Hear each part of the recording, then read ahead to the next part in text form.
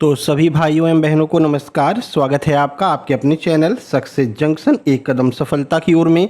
मेरा नाम है अतुल शुक्ला और हम लेकर के आ गए हैं आपके लिए मध्य प्रदेश वन रक्षक डिप्टी जनरल जेल प्रहरी की दृष्टि से अति महत्वपूर्ण वीडियो है। आज हम साइंस का जो केमिस्ट्री सब्जेक्ट है उसके 3 महत्वपूर्ण टॉपिक को कवर करने वाले हैं और top 100 MCQ with detail solution करवाने वाले हैं। ये 3 महत्वपूर्ण टॉपिक जो बार बार एग्जाम में पूछे जाते हैं वो हैं पदार्थ की अवस्थाएं, जैसे कि ठोस, द्रव, गैस, प्लाज्मा। इसके बाद में अम्ल और क्षार से प्रश्न आपके एग्जाम में बहुत बनते हैं। धातु और अधातु, मिश्र धातु और लवण, यहाँ से बहुत सारे प्रश्न बनते हैं। तो जो प्रश्न अभी हाल ही में ESB एप्टेक के द्वारा मार्च 2025 से लेकर के अब तक पूछे गए हैं विभिन्न परीक्षाओं में, जैसे MPSI हो गया और आपका MP पुलिस कांस्टेबल हो गया, आपका आबकारी हो गया, ग्रुप 4 हो गया, तो इन सभी परीक्षाओं में पूछे गए प्रश्नों को आज हम यहाँ पर डिटेल सॉल्यूशन के साथ में कवर करने वाले हैं। तो वीडियो को लाइक करके चैनल को सब्सक्राइब कर दीजिए जिससे आगे आने वाली सारी टॉप 100 की वीडियो टाइम टू टाइम आपके पास में पहुंच सके। मैथ वाले परेशान मत हो, मैथ की भी प्रश्नों को तैयार किया जा रहा है,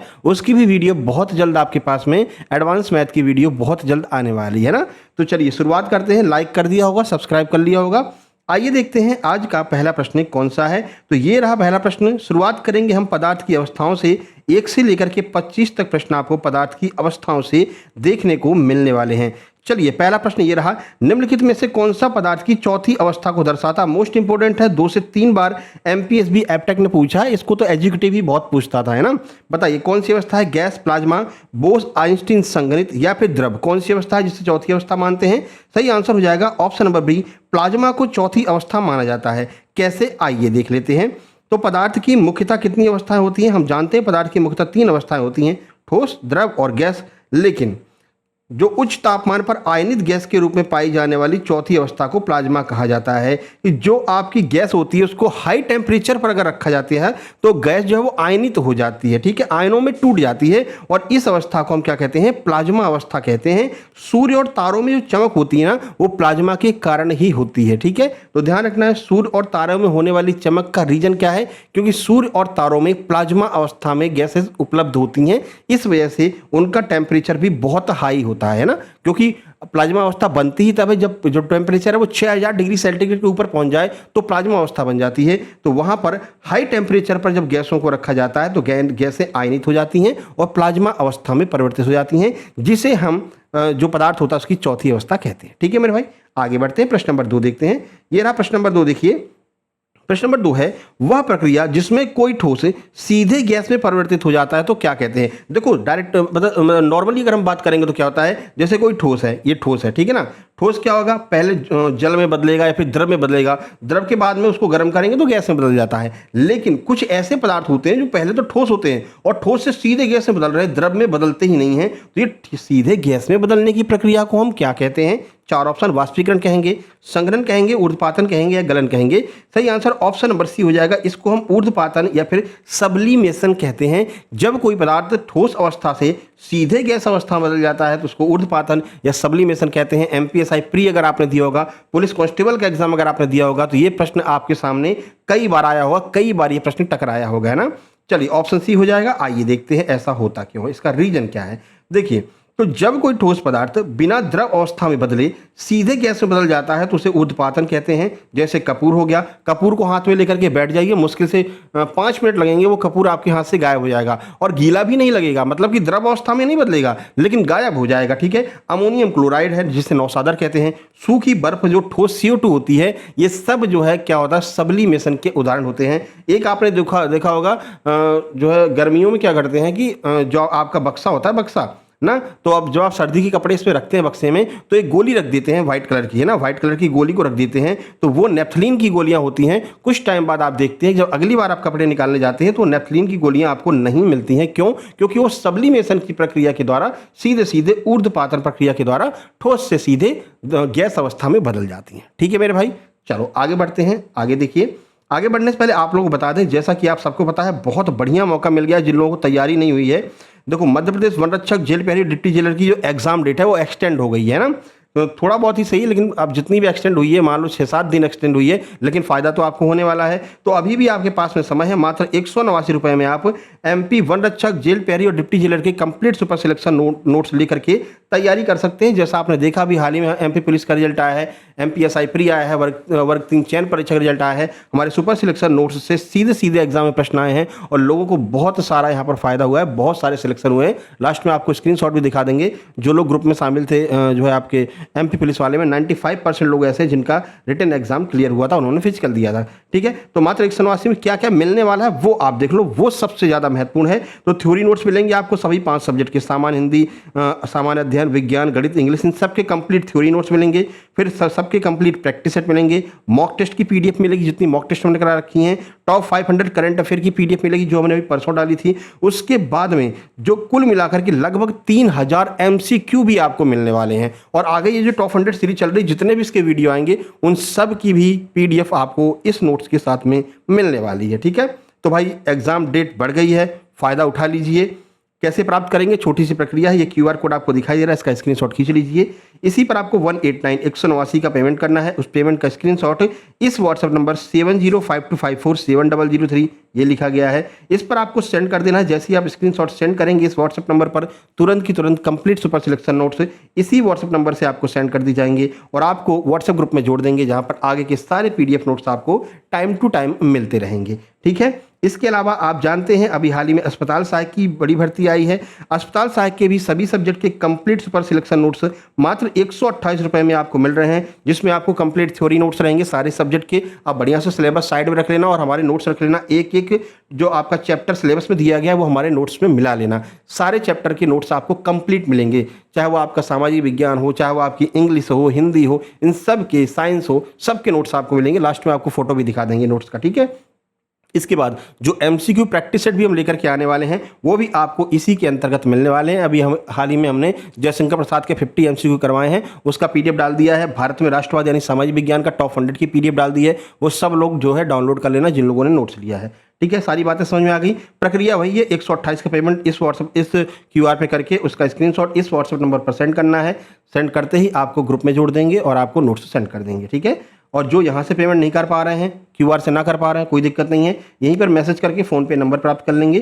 फ़ोनपे पर पेमेंट करके अपने नोट से प्राप्त कर सकते हैं। दोनों की डेट बढ़ गई है, इसकी भी डेट बढ़ गई है और इसकी भी डेट बढ़ गई है। हालांकि बहुत ज़्यादा नहीं, 5-5, 6-6 दिन का गैप है, लेकिन भाई गैप तो गैप होता है, फ़ायदा आप उठा सकते हैं। ठीक है, चलिए आगे बढ़ते हैं। प्रश्न नंबर 3 देखते हैं। ये रहा प्रश्न नंबर 3, शुष्क बर्फ ड्राई आइस वास्तव में क्या होती है? मोस्ट इंपोर्टेंट है, ये भी पूछा गया है MP पुलिस कांस्टेबल और आबकारी दोनों एग्जाम में। तो ये होती है ठोस कार्बन डाइऑक्साइड। जो सॉलिड कार्बन डाइऑक्साइड होती है ना, उसे हम शुष्क बर्फ कहते हैं। कहाँ यूज करते हैं वो देख लीजिए। देखिए, तो ठोस कार्बन डाइऑक्साइड, ठोस CO2 जो होती है को ही शुष्क बर्फ कहा जाता है। इसे गर्म करने पर या बिना द्रव में बदले सीधे गैस में बदल जाती है और इसलिए इसका उपयोग कहाँ पर होता है? प्रशीतन यानी कूलिंग में होता है। जो बड़े बड़े वेयर हाउस होते हैं, जो बड़े बड़े कूलिंग हाउस होते हैं, जहाँ पर आलू वगैरह को रख दिया जाता है कि हाँ भैया इसको रख दो और अगली बार सीजन में निकालेंगे, तो वो सब में क्या प्रयोग में लाया जाता है? ठोस कार्बन डाइऑक्साइड का वहाँ पर प्रयोग किया जाता है, याद रखना है आपको। चलिए आगे बढ़ते हैं। क्वेश्चन नंबर 4 ये रहा आपके सामने। गैसों के विसरण डिफ्यूजन की दर के संबंध में इनमें से कौन सा कथन सत्य है कि आखिर जो गैसें होती हैं वो विसरित क्यों हो जाती हैं, यानी फैल क्यों जाती हैं? इसका रीजन क्या होता है? 4 ऑप्शन आपके सामने, पढ़ लीजिए आराम से। अपन सीधे आंसर की ओर चलेंगे तो सही आंसर होगा ऑप्शन नंबर ए।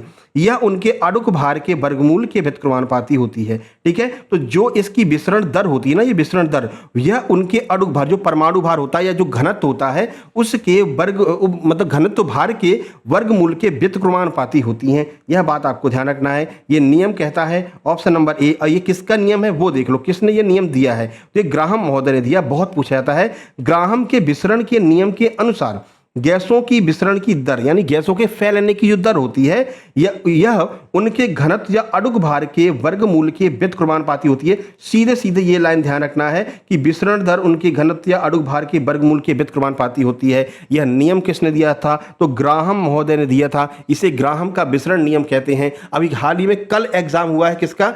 यूपी में एग्जाम हुआ, यूपी लेखपाल का कल ही हुआ है और कल ये प्रश्न उनके एग्जाम में आया था। आप उनका जो है एग्जाम पेपर उठाकर देख लेना, जो लोग देने गए होंगे तो आपको पता होगा। ठीक है, आगे बढ़ लेते हैं। क्वेश्चन नंबर 5 ये रहा आपके सामने। द्रवों में बहने का गुण होता है क्यों? भाई पानी जो है वो बहता है, क्यों बहता है? क्या रीजन है कि पानी बहता है? भाई एक ही जगह पर स्थिर क्यों नहीं रहता है? जैसे उसको जगह मिलती कहीं पर निकलने की तो वो बहने लगता है। क्या रीजन है? 4 ऑप्शन आपके सामने हैं। आंसर की बात करेंगे, सही आंसर हो जाएगा ऑप्शन नंबर सी, कणों की परतें एक दूसरे पर फिसल सकती हैं। भाई ये पानी का एक कण है, ये पानी का दूसरा कण है, ये तीसरा, ये चौथा, ऐसे जो कण है ना पानी के, इनकी जो परतें होती हैं वो चिकनी होती हैं, एक दूसरे पर फिसलती हैं। तो ये इसके ऊपर फिसल गया, ये बेचारा इसके ऊपर फिसल गया, ये इसके ऊपर फिसल गया, इस वजह से ये आपस में फिसलते रहते हैं और इस तरह से पानी बहता रहता है। यही एक रीजन है कि द्रवों में फिसलने का गुण पाया जाता है, द्रवों में बहने का गुण पाया जाता है। समझ गए द्रव क्यों बहते हैं, पानी क्यों बहता है? समझ में आ गया। आगे बढ़ लेते हैं। देखिए यहाँ पर डिटेल सॉल्यूशन भी हमने आपको दे दिया है। तो द्रव के कणों के बीच में अंतर आणविक बल ठोस की तुलना में बहुत कम होता है। भाई ठोस जो होता है ना, ठोस में जितने भी बल मतलब अणु होते हैं वो एक दूसरे से तेजी से जुड़े रहते हैं, एकदम चिपके रहते हैं, ये दूर हटते ही नहीं है ना। इनमें बहुत प्यार रहता है आपस में, जो मित्र मित्री होते हैं इनके बहुत प्यार रहता है, तो ये कभी भी दूर नहीं होते हैं। इस वजह से ठोस कभी भी बहता नहीं है, एक साथ जमा रहता है एक ही स्थान पर। और द्रवों में क्या होता है, द्रवों में थोड़ा सा दूर दूर होते हैं, इतने इतने दूर दूर होते हैं, ठीक है ना। इस वजह से ये क्या होता है, और इनकी जो परतें होती हैं फिसलन भरी होती हैं, तो ये बह जाते हैं। और गैस जो होते हैं उनमें तो बहुत ही अलग होता है, वो एक अणु यहाँ पर है तो एक अणु यहाँ पर होगा, एक यहाँ पर तो एक यहाँ पर होगा, एक यहाँ पर तो एक यहाँ पर, बहुत दूर दूर होते हैं। इस वजह से गैसें क्या होती हैं, विस्तृत हो जाती हैं, बहुत जल्दी फैल जाती हैं। यहाँ पर देख सकते हैं, ठीक है। जो द्रव होते हैं तो द्रव के कणों के बीच अंतर आणविक बल ठोस की तुलना में कमजोर होता है, जिससे कण गति करने के लिए स्वतंत्र होते हैं और एक दूसरे के ऊपर फिसल सकते हैं। यही कारण है कि द्रवों में तरलता फ्लूइडिटी पाई जाती है। आगे बढ़ें, अगला प्रश्न देखते हैं। 6 नंबर ये रहा आपके सामने।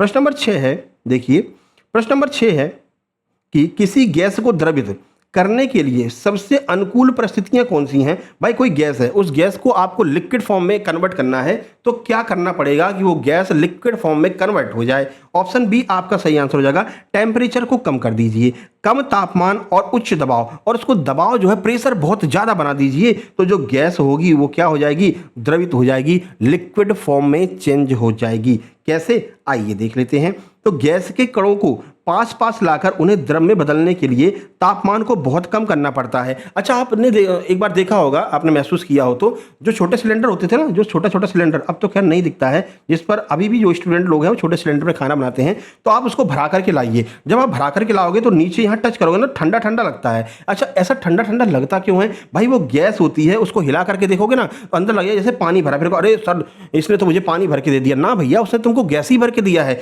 लेकिन हाई टेम्परेचर पर और कम टेम्परेचर पर और हाई प्रेशर पर भर के दिया है, इस वजह से तुमको लग रहा है कि वो लिक्विड फॉर्म में है ना। तो देखो द्रव में बदलने के लिए टेम्परेचर को बहुत कम करना पड़ता है ताकि गतिज ऊर्जा घटे। अगर गतिज ऊर्जा ज़्यादा रहेगी तो गैस जल्दी से फैल जाएगी, और अगर उसका टेम्परेचर कम रहेगा तो एक दूसरे के पास में रहेगी, तो गतिज ऊर्जा कम रहेगी और गैस बह नहीं पाएगी, ठीक है। दबाव को बढ़ाना पड़ता है ताकि उनके कण एकदम नज़दीक आ जाएं और वो जो गैस है वो लिक्विड फॉर्म में चेंज हो जाती है और आपके सिलेंडर में भर दी जाती है। मेरे भाई सारी बातें समझ में आ रही हैं, अच्छे से समझ में आ रही हैं, तो क्यों भाई लाइक नहीं कर रहे हो, क्यों चैनल को सब्सक्राइब नहीं कर रहे हो? नीचे सब्सक्राइब का बटन दिया गया है ना, जल्दी से सब्सक्राइब कर लीजिए। सब्सक्राइबर बहुत तेज़ी से घट रहे हैं, पता नहीं क्यों, क्या रीज़न है समझ में नहीं आ रहा है कि 142 के से आगे बढ़ ही नहीं रहे हैं। अब ये YouTube कर रहा है या फिर कोई और कर रहा है, समझ में ही नहीं आ रहा है, 142 के से आगे बढ़ नहीं रहे हैं, ठीक है ना। तो आप लोगों से निवेदन है कि सब्सक्राइब कर लीजिए। मान लीजिए 10-15 सब्सक्राइबर बढ़ते हैं डेली और 10-15 सब्सक्राइबर डेली घट जाते हैं, समझ में ही नहीं आ रहा है कि ऐसा क्यों हो रहा है, ये यूट्यूब कर रहा है कि कौन कर रहा है। तो आप लोगों से निवेदन है चैनल को सब्सक्राइब जरूर कर लीजिए, ठीक है। प्यारा सा कमेंट कर दीजिए अगर वीडियो आपको अच्छी लग रही हो।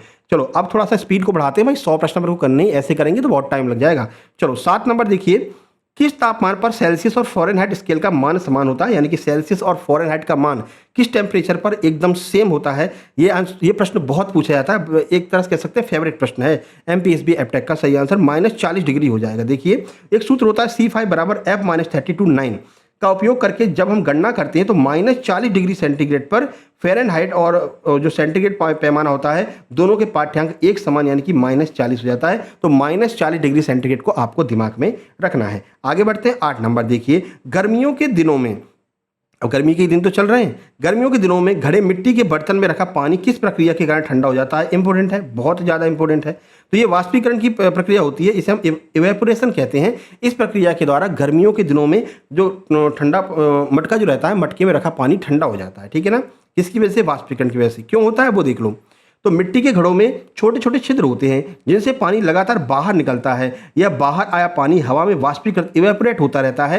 वाष्पीकरण के लिए आवश्यक गुप्त ऊष्मा घड़े के अंदर रखे पानी से ली जाती है, जिससे घड़े का पानी ठंडा हो जाता है। और तुम भी घड़े की तरह ही काम करते हो जब तुम एसी रूम में बैठते हो। एसी रूम में क्या होता है, तुमको ठंडा ठंडा लगता है ना। क्यों लगता है? क्योंकि तुम्हारे अंदर की जो गुप्त ऊष्मा है, तुम्हारे अंदर जो टेम्परेचर है ना, खुशी से बैठे हो ना, वो टेम्परेचर खींचा जा रहा है। तुम्हारे अंदर का जो पानी है ना, जो पसीना है, वो खींच लिया जा रहा है एसी के द्वारा, तो तुम्हें ठंडा ठंडा महसूस हो रहा है। लेकिन बहुत ज़्यादा एसी में बैठना आपके लिए घातक भी हो सकता है। आपके अंदर कह सकते हैं कि पानी की कमी भी हो सकती है। ठीक है, तो यही होता है, घड़े के अंदर की जो गुप्त ऊष्मा होती है वो घड़े के छिद्रों से बाहर निकलती रहती है, और जिसके कारण घड़े का जो पानी होता है वो ठंडा होता रहता है। आप देखेंगे जो घड़ा जितना ज़्यादा बाहर से गीला लगता है तो वो उतना ज़्यादा ठंडा करता है। इसी वजह से वो हमेशा गीला बना रहे, उस पर लाल कलर का कपड़ा, आपने देखा होगा सड़कों पर घड़ों को जो रखा जाता है तो लाल कलर का कपड़ा उसके ऊपर डाल दिया जाता है, जिससे कि पानी जो है इसका ठंडा रहे, इस पर धूप ना पड़े, तो ये पानी जो बाहर निकल रहा है, जो गीला मटका है, वो हमेशा गीला बना रहे।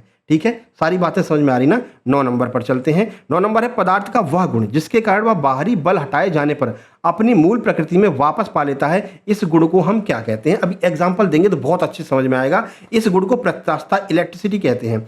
ठीक है, अब इलास्टिसिटी होता क्या है? देखो, एक रबड़ लो, रबड़ देखिए आपने, ये रबड़, इस रबड़ को एक कील में यहाँ पर बांध दो, एक कील में यहाँ पर बांध दो, तो अभी ये रबड़ बहुत तन्य अवस्था में है ना, इस पर, क्योंकि दोनों कीलें अपनी तरफ खींच रही हैं, दोनों कीलें यहाँ पर बल लगा रही हैं उसमें। ठीक है, जैसे ये कील को तुम हटा दोगे तो ये जो रबड़ है ना, ये वापस से छोटी सी हो जाएगी, जैसे इसकी पहले प्रक्रिया थी। तो यही कह रहा कि वो जब हमने बाहरी बल इस पे से हटा लिया, अपनी मूल प्रकृति में आ गई है। इस प्रक्रिया को हम क्या कहते हैं? ये किस गुण के कारण होता है? तो ये उसकी प्रत्यास्थता इलेक्ट्रिसिटी की वजह से होता है। ठीक है, देखिए ऑप्शन सी आंसर। अब देखो, प्रत्यास्थता होती क्या है? प्रत्यास्थता पदार्थ का वह गुण है जिसके कारण वस्तु बाहरी बल द्वारा उत्पन्न विकृति का विरोध करती है और बल हटाने पर पुनः अपने वास्तविक आकार में आ जाती है। एग्जाम्पल, रबड़ को अपने दिमाग में रखोगे तो आपको हमेशा याद रहेगा। अगला है जल का घनत्व किस टेम्परेचर पर अधिकतम होता है? कौन सा तापमान है जिस पर जल का घनत्व बहुत ज्यादा हो जाता है? बताइए। सही answer option C, 4 degree centigrade पर। पानी का व्यवहार असामान्य होता है। 0 डिग्री सेंटीग्रेड से 4 डिग्री सेंटीग्रेड तक गर्म करने पर जल सिकुड़ता है। 4 डिग्री सेंटीग्रेड पर इसका आयतन न्यूनतम तथा घनत्व जो है वो अधिकतम होता है। इसके बाद तापमान बढ़ाने पर घनत्व घटने लगता है। तो 4 डिग्री सेंटीग्रेड तो तापमान अगर आप रखेंगे तो इसका घनत्व बढ़ता रहता है। 4 से जैसे ही आपने ज़्यादा किया, इसका जो घनत्व होगा वो घटने लगेगा। ठीक है, तो इस पूरी प्रक्रिया में ये प्रक्रिया चलती रहती है, पहले बढ़ता है फिर घटता है, पहले बढ़ता है फिर घटता है। आगे बढ़ते हैं, प्रश्न नंबर 11 ये रहा आपके सामने।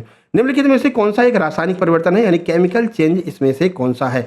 बर्फ का पिघलना, लोहे में जंग लगना, पानी का उबलना, नमक का पानी में घुलना। अब देखो, सबसे पहले आप समझो कि रासायनिक परिवर्तन होता क्या है। रासायनिक परिवर्तन ऐसा परिवर्तन है जो एक बार परिवर्तित हो गया ना मेरे भाई, तो फिर वो दोबारा अपनी पुरानी अवस्था में नहीं आ सकता है। सीधे सीधे देसी एग्जाम्पल समझो, जैसे कि खिचड़ी।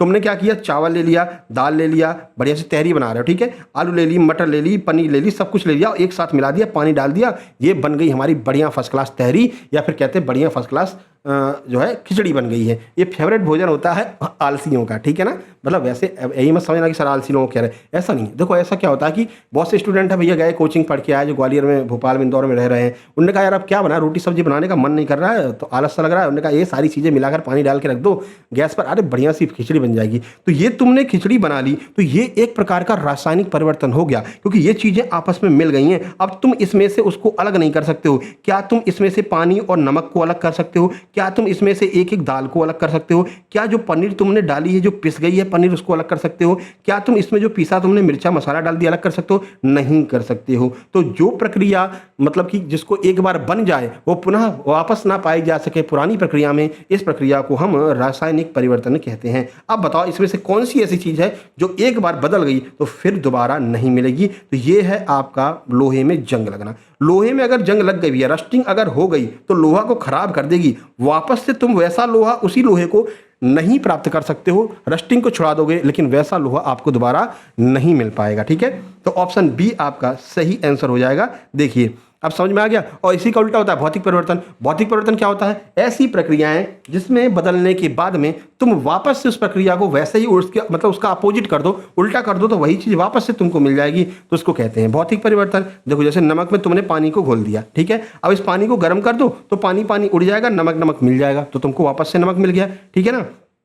पानी का उबलना, पानी उबल गया है, अब इस उबलते हुए पानी को वापस से ठंडा करके तुम प्राप्त कर सकते हो, ठीक है। बर्फ का पिघलना, बर्फ पिघल गई है, कोई दिक्कत नहीं, उठाकर फिर से फ्रिज में रख दो, फिर से बर्फ बन जाएगी। तो ये वापस से जब चीजें मिल जाती हैं तो हम इसको कहते हैं भौतिक परिवर्तन, और जो चीजें वापस से ना मिले उसे कहते हैं रासायनिक परिवर्तन। भाई समझ में आ रहा है ना मेरे भाई? तो वीडियो को लाइक कर देना और चैनल पे सब्सक्राइब जरूर कर देना। भाई पता नहीं क्या हो रहा है कि ये सब्सक्राइबर एकदम तेजी से घट रहे हैं, ठीक है। चलो आगे बढ़ते हैं, अगला प्रश्न देखते हैं, बहुत टाइम लग रहा है, थोड़ा सा स्पीड को तेज करते हैं। अगला प्रश्न है, कह रहे हैं जल के उबलने पर उसके तापमान में क्या परिवर्तन होता है? बताओ, जल जब उबलता है तो उसके टेम्परेचर में क्या परिवर्तन होता है?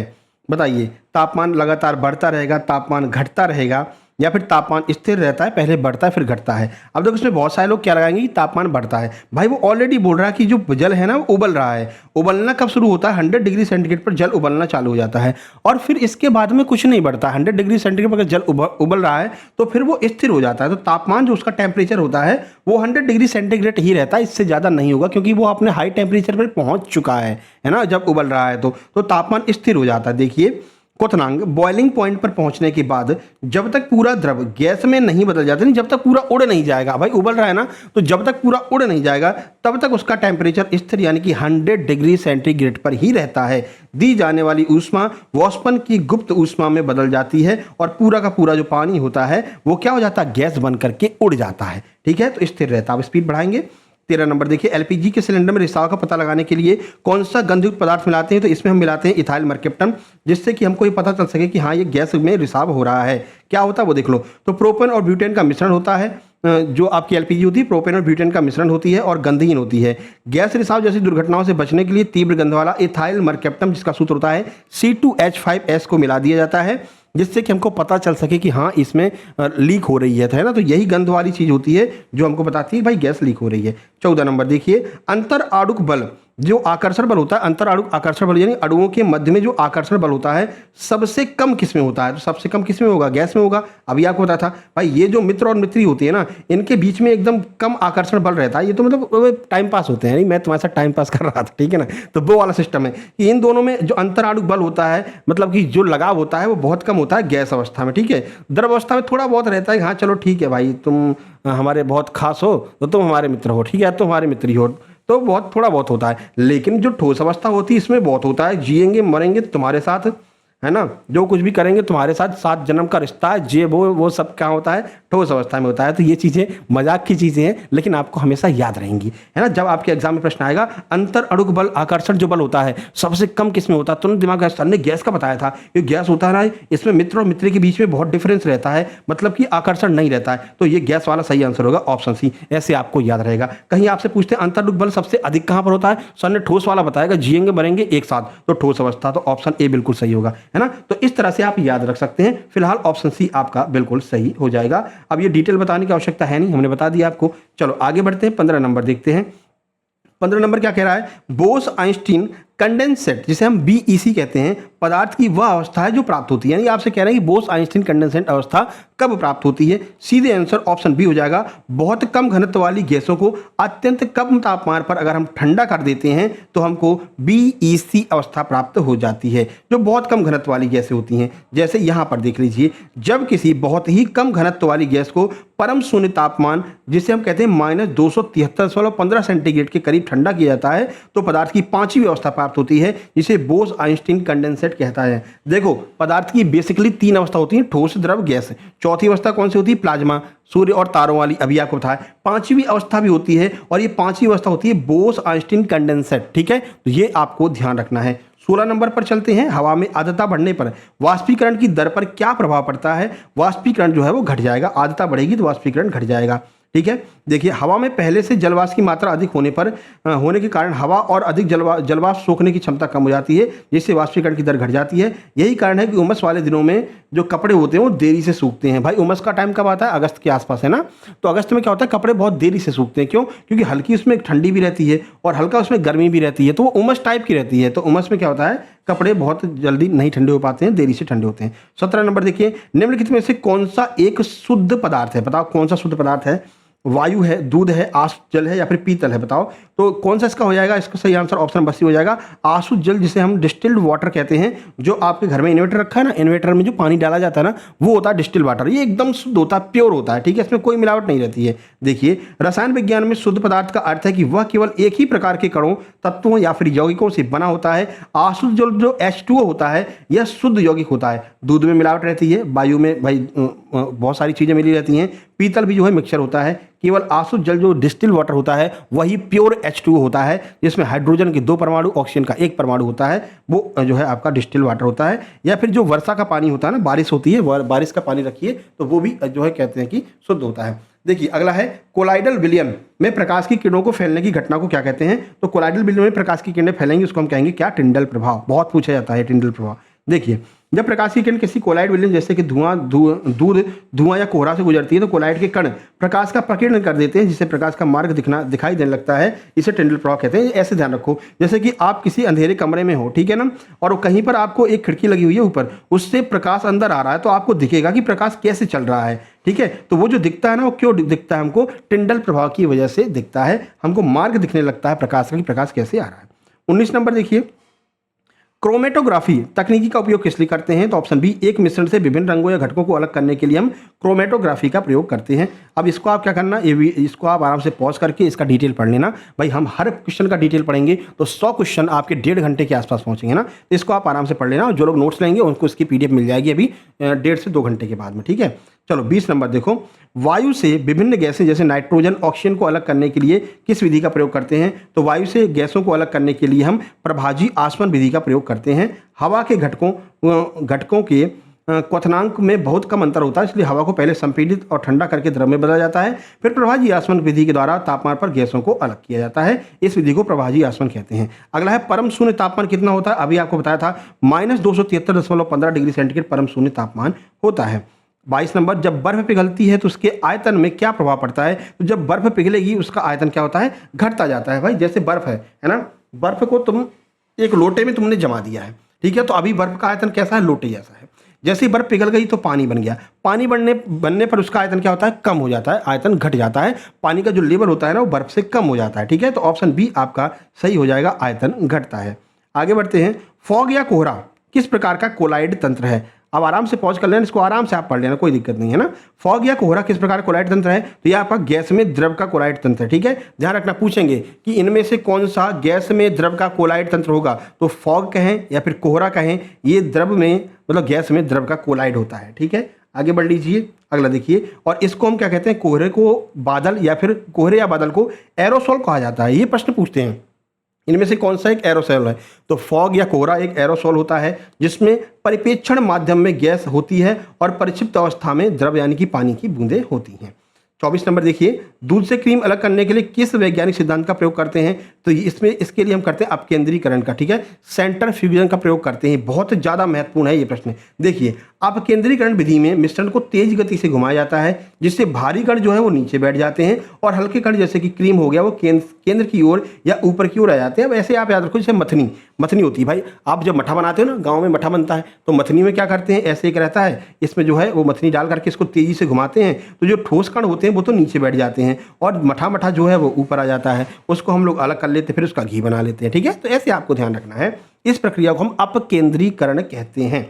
आगे बढ़े मेरे भाई, चलो 25 नंबर, निम्नलिखित में से कौन सा पदार्थ ऊर्ध्वपातित नहीं है? यानी कौन सा ऐसा पदार्थ है जिसमें ऊर्ध्वपातन की प्रक्रिया नहीं होती है? ऊर्ध्वपातन बताया था ना आपने, हथेली पर कोई चीज रखो, बिना द्रव में बदले सीधे गैस में बदल जाती है, इसको ऊर्ध्वपातन कहते हैं। कौन सी ऐसी चीज है जो ऊर्ध्वपातन का प्रयोग नहीं करती है? कपूर, ये तो करती ही है भाई, गायब हो जाता है। नौसादर, अमोनियम क्लोराइड करता है, अभी आपको बताया था। सोडियम क्लोराइड, साधारण नमक या फिर नेफ्थलीन। तो साधारण नमक जो होता है, इसको अगर कुछ देर आप हथेली पे रखोगे तो ये पिघल जाएगा, यानी गीला गीला सा लगने लगेगा कि यार ये क्या है, ये गीला गीला सा क्यों लग रहा है? तो ये आपका सही हो जाएगा, सोडियम क्लोराइड जो है वो कभी भी जो है ऊर्ध्वपातन का प्रयोग नहीं करता है। सोडियम क्लोराइड यानी कि साधारण नमक। चलो अब हम बात करेंगे भाग 2 में, अम्ल, क्षार और लवण 25 प्रश्न इसके भी देखेंगे, 25 प्रश्न आपका लास्ट देखेंगे, उसके बाद सबको मिक्स करके भी 25 प्रश्न देख लेंगे, 100 प्रश्न कंप्लीट हो जाएंगे। देखो, अम्ल, क्षार और लवण की बात करते हैं। नीले लिटमस पत्र को लाल करने वाले पदार्थ को हम क्या कहते हैं? सही आंसर हो जाएगा अम्ल। जो नीले लिटमस को लाल कर दे उसको हम क्या कहेंगे? अम्ल कहेंगे। ऐसे याद रखना, अनील, अनील। ठीक है, आ से अम्ल हो गया, नीले लिटमस को लाल कर देता है, कौन होता है? अम्ल होता है। तो अनील याद रखेंगे तो याद रखेगा कि ये अम्ल होता है। ठीक है, इसका जस्ट उल्टा कर दो तो वो क्षार हो जाएगा, इसमें क्या दिक्कत है? देखो, तो अम्ल जो होते हैं वो स्वाद में खट्टे होते हैं, ये नीले लिटमस पत्र को लाल कर देते हैं, जबकि क्षार इसके विपरीत काम करते हैं, लाल लिटमस को नीला कर देते हैं। बस, ठीक है, कोई डिफरेंस नहीं है। चलो 14 नंबर देखिए, मानव रक्त का पीएच मान लगभग कितना होता है? मोस्ट इंपोर्टेंट, बहुत पूछा जाता है। तो मानव रक्त का पीएच मान कितना होता है? 7.4। हर एक एग्जाम में 2-3 शिफ्ट में इसको पूछ ही लेते हैं। ये मैं अभी से पेपर आउट कर दे रहा हूँ, 101% आपके एग्जाम में पूछा जाएगा। ठीक है, तो 1 नंबर पक्का कर लो। लेकिन इतना प्रेशर रहता है ना एग्जाम में कि फिर 7.4 ध्यान में नहीं आता है, फिर तुम 6 लगा के आओगे, 8.2 लगा के आओगे। ठीक है ना, तो ध्यान रखना। तो मानव रक्त का पीएच मान लगभग 7.35 से 7.45 के बीच में होता है। औसतन 7.4 होता है। इसका मतलब मानव रक्त प्रकृति में हल्का क्षारीय होता है, ये भी आपको ध्यान रखना है। बाकी एनालिसिस कराएंगे, कोई नया टॉपिक आएगा उसके ऊपर हम तुरंत टॉप 100 वीडियो बना देंगे। जैसा भी आपने देखा था एमपी पुलिस कांस्टेबल में अचानक से जो है रेलवे स्टेशन कोड पूछे जाने लगे। अब लोगों का सर रेलवे स्टेशन कोड किसी ने पढ़ाया नहीं है, तो हमने तुरंत उस पर टॉप 100 वीडियो बना दी। ठीक है, फिर हमारे जो हमने वीडियो बनाई थी उसी में से सारे के सारे रेलवे स्टेशन कोड आ गए थे। तो ऐसा कभी भी होगा, कोई भी नया टॉपिक ऐसे पूछेगा, हम तुरंत आपके लिए टॉप 100 वीडियो बनाएंगे। लेकिन वो आप तक तभी पहुंच पाएगा ना जब आप चैनल को सब्सक्राइब करोगे। तो जल्दी से सब्सक्राइब कर लो, क्या दिक्कत है? टमाटर में कौन सा अम्ल मुख्य रूप से पाया जाता है? तो टमाटर में अगर हम बात करते हो, टमाटर में ऑक्सैलिक एसिड, ऑक्सैलिक अम्ल पाया जाता है। ये आप आराम से यहाँ पर पढ़ लेना। ठीक है, आगे बढ़ लेते हैं। देखो 29, अम्लराज या फिर एक्वारेजिया किसका मिश्रण होता है? तो सही आंसर ऑप्शन बी हो जाएगा। सांद्र HCl और सांद्र HNO3 को जब हम 3:1 के अनुपात में मिलाते हैं तो अम्लराज या फिर एक्वारेजिया बनता है। इसको हमने अपने प्रैक्टिस सेट में भी करवाया था, क्योंकि ये प्रश्न आपके MP आबकारी और कांस्टेबल दोनों एग्जाम में पूछा गया था। और ये इतना शक्तिशाली होता है कि सोने और प्लेटिनम जैसी उत्कृष्ट धातुओं को भी गला देता है। खतरनाक वाला होता है अम्ल। ठीक है, इसीलिए इसको अम्लों का राजा अम्लराज कहते हैं। चींटी के डंक में, ये तो भाई फेवरेट है ESB का, हर एग्जाम में पूछते हैं। चींटी के डंक में कौन सा अम्ल उपस्थित होता है जिसके कारण जलन होती है? तो कौन सा होता है? मैथोनोइक एसिड होता है या फिर फार्मिक अम्ल होता है? अब फार्मिक अम्ल सब लोगों को याद रहता है, मैथोनोइक अम्ल कभी किसी को नहीं याद रहता है। तो मैथोनोइक या फिर फार्मिक अम्ल एक ही बात है। कभी कभी फार्मिक अम्ल नहीं देते हैं, मैथोनोइक दे देते हैं, फिर घूम जाते हो। ठीक है, तो ऑप्शन बी आपका सही हो जाएगा। आगे बढ़ते हैं। देखिए, चींटी या मधुमक्खी के डंक में फॉर्मिक एसिड, जिसे IUPAC में मैथोनोइक अम्ल कहते हैं, इसका सूत्र होता है HCOOH। त्वचा में इसके प्रवेश करने से तेज जलन होती है, दर्द होता है, जिसमें बेकिंग सोडा लगाने पर इसको शांत किया जाता है, क्योंकि बेकिंग सोडा होता है क्षार और इसमें होता है अम्ल। अम्ल और क्षार मिलकर के क्या कर देते हैं? जीरो कर देते हैं, यानी उदासीन कर देते हैं। ठीक है, देखो, मिल्क ऑफ मैग्नीशिया का रासायनिक नाम और उपयोग क्या है? बहुत महत्वपूर्ण है, ये भी कई बार पूछा जाता है। मैग्नीशियम हाइड्रोक्साइड एंटा एसिड के रूप में इसका प्रयोग करते हैं। ठीक है, मिल्क ऑफ मैग्नीशिया को मैग्नीशियम हाइड्रोक्साइड कहते हैं, प्रयोग एंटा एसिड के रूप में करते हैं। जैसे क्या होता है मिल्क ऑफ मैग्नीशिया, बताएं आपका जो इनो होता है ना, वो मिल्क ऑफ मैग्नीशिया होता है। पेट में अम्ल बढ़ गया है, अब क्या करेंगे? इनो पी लो। क्यों? इनो होता है क्षार, पेट में अम्ल, अब क्षार ने अम्ल के साथ में क्रिया की तो क्या हो गया? उदासीन हो गया। क्षार ने अम्ल को मार दिया, पेट में उदासीन हो गया, ठंडा ठंडा लगने लगा। अरे भैया मजा आ गया एकदम, काम शुरू 6 सेकंड में। किसने किया? इसने किया, NaOH ने। ठीक है ना, मतलब कि ये आपका क्या होता है? मैग्नीशियम हाइड्रोक्साइड होता है। आगे बढ़ लेते हैं भैया, ये पूरा सॉल्यूशन आप देख लेना। 32 नंबर, जब अम्ल किसी धातु के साथ अपक्रिया करता है तो आमतौर पर कौन सी गैस निकलती है? तो अम्ल को धातु के साथ अपक्रिया कराओगे तो हाइड्रोजन गैस निकलेगी। जिन लोगों ने नोट्स लिए होंगे हमारे अस्पताल सहायक के, उसमें एक जो है आपका चैप्टर ही है रासायनिक अपक्रियाएं, पहले चैप्टर है, तो हमने पूरा डिटेल में सॉल्यूशन करा के आपको बताया है ना। तो जिन लोगों ने अस्पताल सहायक के नोट्स लिए हैं उसमें पूरा सब कुछ मिलेगा आपको, वहां पर आप देख लेना कि कभी भी जब अम्ल किसी धातु के साथ में क्रिया करेगा तो हाइड्रोजन गैस निकलेगी। इसका वीडियो भी हमने जो है अस्पताल सहायक के लिए बना रखा, उसमें समझाया भी है आपको। चलो अगला, साधारण नमक का जो रासायनिक सूत्र होता है क्या होता है? सबको पता है, NaCl जो है वो साधारण नमक होता है, बहुत पूछा जाता है हर एग्जाम में। NaCl हो जाएगा, कहाँ दिया भैया? ऑप्शन सी में दिया गया है, NaCl साधारण नमक, Na धनायन, Cl ऋणायन। ठीक है, अगला 34, शुद्ध जल का pH मान कितना होता है? तो शुद्ध जल क्या होता है? अशुद्ध जल से 7 होता है, उदासीन होता है बेचारा, जो भी मिला दो उसी में घुल जाएगा। तुमने मीठा मिला दिया तो मीठा लगेगा, खट्टा मिला दिया खट्टा लगेगा, तीखा मिला दिया तीखा लगेगा। क्यों? क्योंकि ये उदासीन होता है। तो शुद्ध जल उदासीन यानी कि न्यूट्रल होता है, इसलिए इसका pH मान ठीक 7 होता है, बिल्कुल एक्यूरेट 7 होता है। 7 से कम pH वाले पदार्थ अम्लीय होते हैं, 7 से अधिक pH वाले पदार्थ क्षारीय होते हैं। यह बात आपको ध्यान रखनी है। 35 नंबर देखेंगे, अम्लीय वर्षा एसिड रेन का पीएच मान कितना होता है? इसका पीएच मान होता है 5.6 से कम होता है, ठीक है, तभी तो एसिडिक गुण ये दर्शाती है। तो जब वायुमंडल में उपस्थित सल्फर डाइऑक्साइड यानी SO2, नाइट्रोजन ऑक्साइड NO वर्षा के जल में घुल करके सल्फ्यूरिक और नाइट्रिक अम्ल बनाते हैं तो वर्षा जल का पीएच मान 5.6 से कम हो जाता है, इसे अम्लीय वर्षा कहते हैं। और अगर ये संगमरमर के साथ में क्रिया करती है तो संगमरमर का कलर पीला पड़ जाता है। यही वजह है कि जो आपका ताजमहल है पहले एकदम व्हाइट दिखता था, लेकिन अम्ल वर्षा की वजह से अब वो पीला पड़ता जा रहा है, ठीक है। पूछ सकते हैं भाई कि ताजमहल का कलर क्यों चेंज हो रहा है, तो अम्ल वर्षा की वजह से। कपड़े धोने के सोडे का सही रासायनिक सूत्र बता दो कि कपड़े धोने के जो सोडा होता है, जो निरमा होता है, वॉशिंग पाउडर निरमा, इसका सूत्र क्या होता है? सही answer option B Na2CO3 into 10H2O। क्या होगा? Na2CO3 इंटू 10H2O, ये हो जाएगा washing powder Nirma, washing powder Nirma, ठीक है। तो ऑप्शन बी इसका बिल्कुल सही हो जाएगा। 37 नंबर देखिए, बेकिंग सोडा का रासायनिक नाम क्या होता है? तो बेकिंग सोडा का रासायनिक नाम है सोडियम बाइकार्बोनेट। खाने वाले सोडे या बेकिंग सोडे को हम क्या कहते हैं?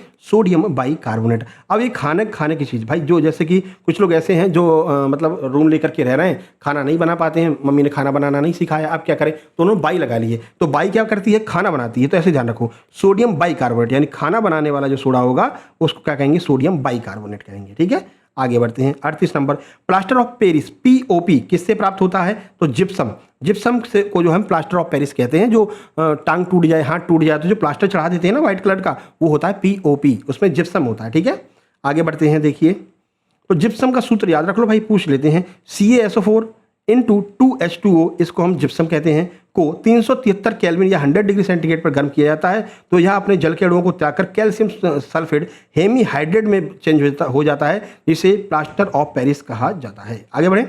हमारा पेट आमाशय में कौन सा अम्ल प्राकृतिक रूप से स्रावित होता है? कि पेट में भी अम्ल होता है? हाँ सब भैया, पेट में होता है खतरनाक अम्ल, HCl तुम्हारे पेट में है, ठीक है। इसको हम कहते हैं हाइड्रोक्लोरिक अम्ल। ये तुम्हारे पेट में उपस्थित होता है। कभी कभी क्या होता है कि तुम मतलब मान लो आज तुम्हारा व्रत है, तुमने कुछ नहीं खाया, ठीक है ना, व्रत है। और ये कौन सा व्रत है सर? अरे ये तो व्रत वाला हो गया, व्रत है तुम्हारा, ठीक है, व्रत है, तुमने कुछ नहीं खाया, लेकिन एक टाइम ऐसा आता है जब पेट से जो है ये एसिड रिश्ता है, डेली रिश्ता है ये एसिड, है ना।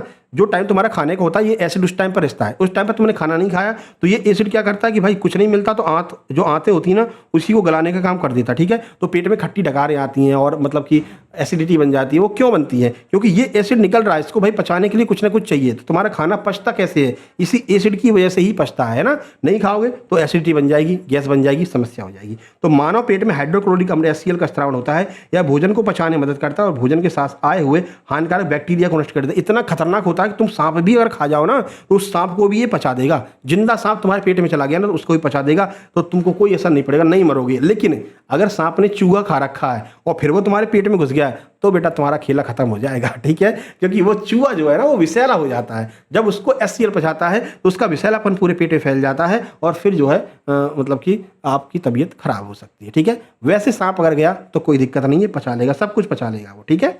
40 नंबर देखिए, आर्हेनियस के अनुसार, आर्हेनियस के सिद्धांत के अनुसार क्षार वे पदार्थ हैं जो जली विलयन में क्या देते हैं? बताओ। तो क्षार ऐसे पदार्थ जो जली विलयन में घुल करके OH आयन दे दें। OH आयन अगर वो दे देते हैं तो वो क्षार कहलाते हैं, जैसे कि CH3COOH, डबल OH। तो क्या हो जाएगा? वो सारे के सारे पदार्थ क्या हो जाते हैं? क्षार होते हैं, ठीक है। देखिए, आर्हेनियस के अनुसार अम्ल वे पदार्थ हैं जो पानी में घुल करके हाइड्रोजन यानी कि H ऋणायन देते हैं और क्षार वे पदार्थ हैं जो पानी में घुल करके हाइड्रोक्साइड यानी कि OH ऋणायन देते हैं। तो दोनों को ध्यान रखना है। अब अगर आपसे पूछ रहे हैं कि भाई क्षार क्या होते हैं, तो क्षार वो होते हैं जो जली विलयन में घुल करके क्या देंगे? OH आयन देंगे। और अम्ल क्या होते हैं? जो जली विलयन में घुल करके क्या देते हैं? H धनायन देते हैं। दोनों में डिफरेंस है, ध्यान रखना, कंफ्यूज कभी नहीं होना।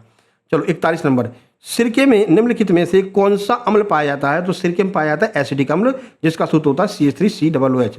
सिरका वास्तव में एसिडिक अम्ल होता है। CH3COOH का 5 से 8% जलीय घोल होता है। इसका उपयोग मुख्य रूप से खाद्य पदार्थ के संरक्षण, अचार वगैरह में किया जाता है। कहते नहीं कि वो एक काम करो, जो आम है इस आम को सिरके में डाल दो तो ये हमेशा बना रहेगा, कभी खराब नहीं होगा, है ना। तो सिरके का प्रयोग चीज़ों को सड़ने से बचाने के लिए करते हैं।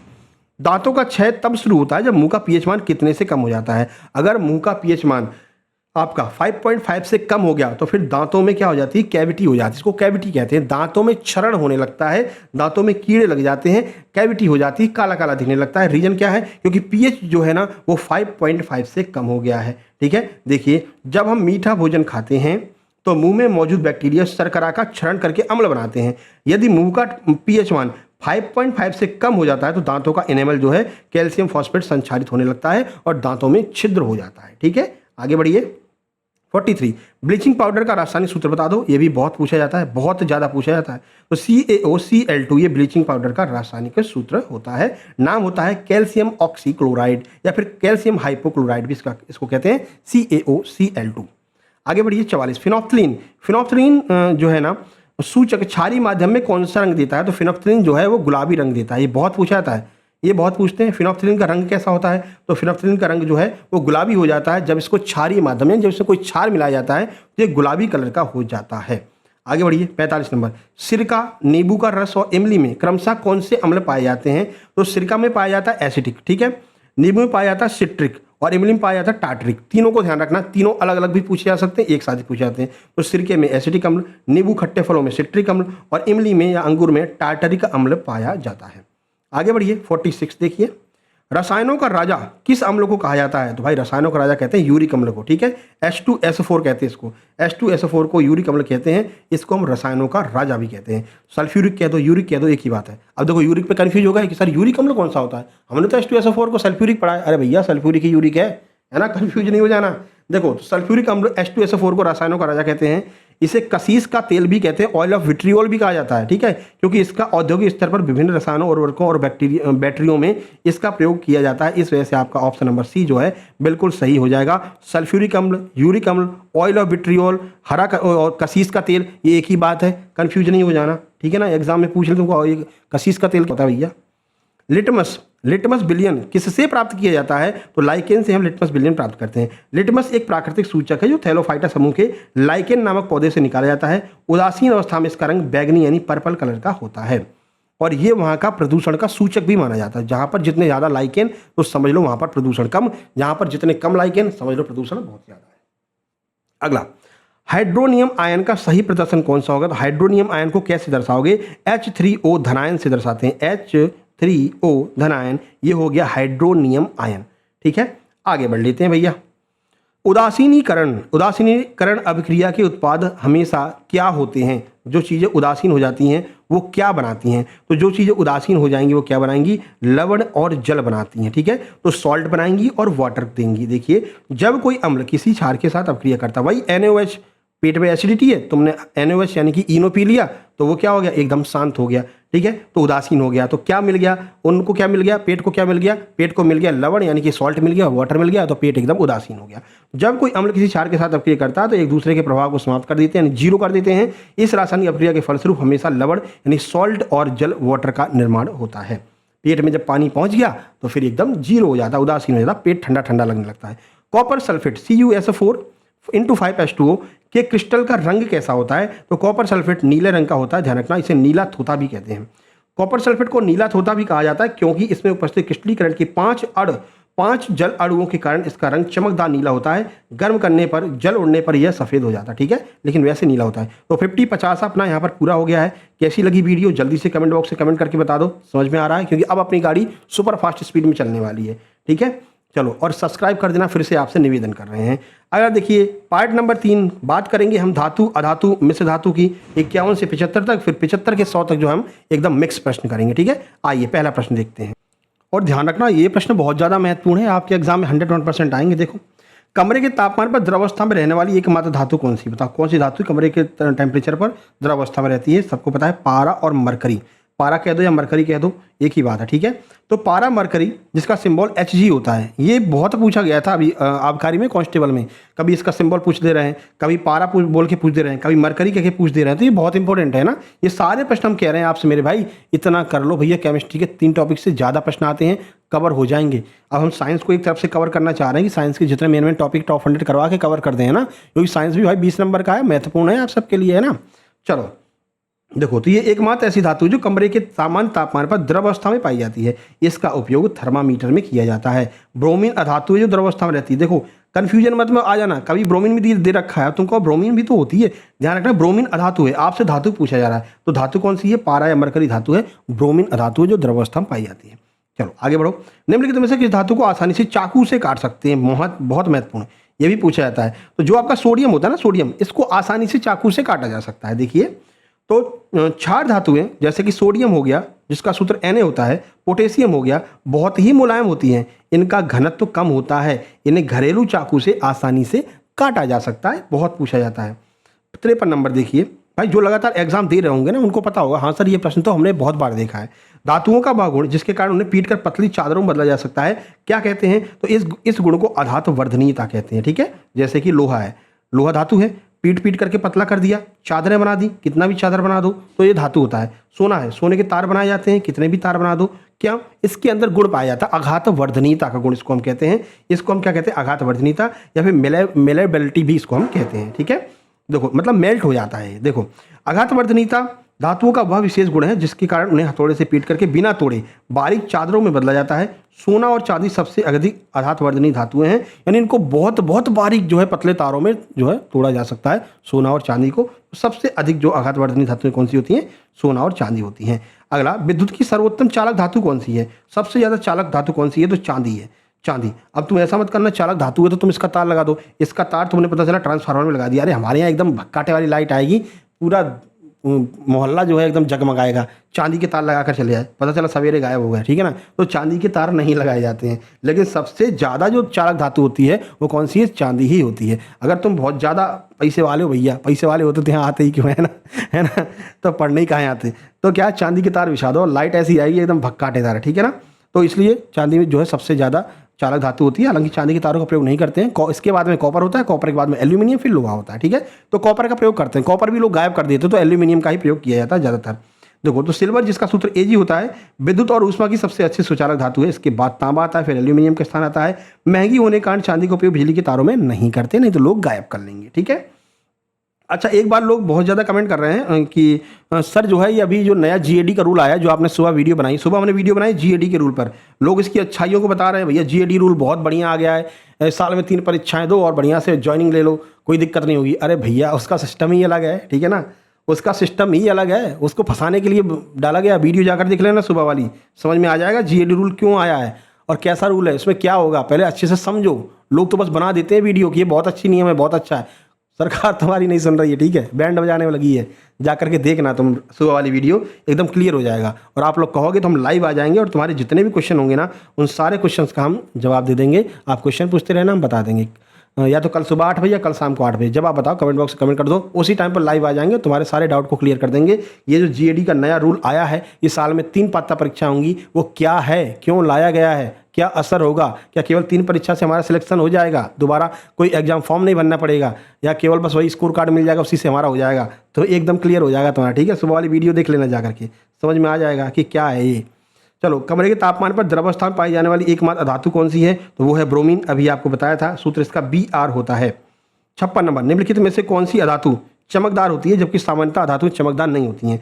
तो आयोडीन जो है वो चमकदार होती है, वैसे अधातुएं कभी भी चमकदार नहीं होती। धातुएं चमकदार होती हैं, स्टील हो गया, लोहा भी चमक जाता है ना, चांदी तो चमकता ही है, सोना तो चमकता ही है, लेकिन ये जो आपकी अधातु है ना, जो आप कौन सा आयोडीन, तो ये भी चमकदार होती है, ठीक है। अगला 57 नंबर, सामान्यतः अधातुएं जो हैं वो विद्युत की कुचालक होती हैं, यानी अधातुओं में विद्युत नहीं गमन कर सकती है। लेकिन कौन सी ऐसी अधातु है जो विद्युत की सुचालक है, यानी अधातु भी है और उसमें करंट भी बह रहा है? कौन सी ऐसी अधातु है? ये रहा 4 ऑप्शन, सही आंसर ऑप्शन बी ग्रेफाइट हो जाएगा। ग्रेफाइट कहने को तो अधातु है, पर करंट इसमें दौड़ता है ना।